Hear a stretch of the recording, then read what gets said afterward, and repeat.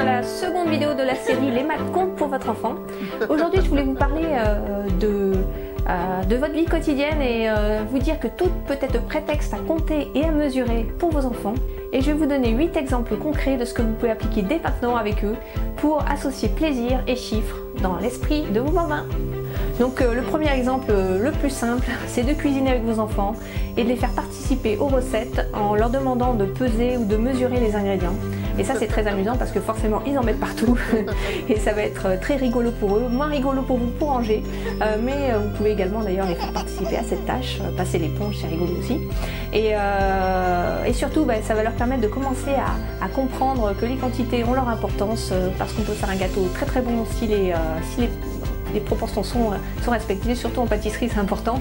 Si elles ne le sont pas, ça peut donner un résultat beaucoup moins sympa.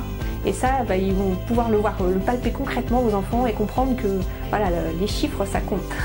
Ensuite évidemment il y a l'histoire de la toise, vous pouvez les mesurer, ça ils aiment bien qu'on puisse les mesurer, donc on voit les centimètres, les mètres, et ça peut les amuser parce qu'ils vont suivre leur progression, ils grandissent et ça c'est rigolo.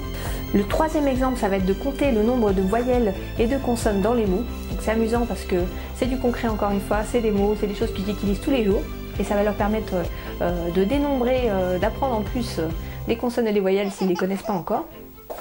L'exemple suivant c'est de jouer au marchand et à la marchande, un grand classique, mais là encore ils vont apprendre à gérer leur budget dès tout petits et donc à compter leurs pièces. Vous pouvez faire des faux billets, moi c'est ce que j'ai fait avec ma fille, des billets où on écrit des montants dessus avec des choses très simples, 1 euro, 2 euros, pas plus de 10 quand ils sont petits forcément. On oublie les centimes pour commencer, mais ensuite vous pouvez les intégrer petit à petit et montrer qu'il y a des unités et des dizaines. Ce que vous pouvez faire également c'est mettre une petite tirelire dans leur chambre et ça va forcément les encourager, ils vont voir que c'est leur propre argent qui est concerné, donc le compter c'est toujours mieux pour savoir ce qu'ils ont exactement. Un autre exemple ça va être de jouer avec les récipients dans le bain, verser de l'eau d'un récipient à l'autre, transférer du liquide, compter le nombre de récipients, s'amuser avec ça pour mesurer un petit peu les quantités dans chaque pot, un pot à moitié plein, un pot 3/4 plein, etc. Vous allez pouvoir commencer à jouer avec ces notions. Un autre jeu classique, c'est de jouer à la marelle, donc ça, vous prenez une craie dans votre rue si vous êtes, si c'est accessible et si c'est pas trop dangereux, sinon dans un parc, vous pouvez vous amuser à tracer une petite marelle. Et le dernier exemple, ça va être de jouer aux quilles. Donc là, il vous faut un petit jeu de quilles, ça coûte pas très cher dans le commerce et vous allez pouvoir trouver des quilles en plastique ou en bois et voilà, les dégommer au fur et à mesure, les compter.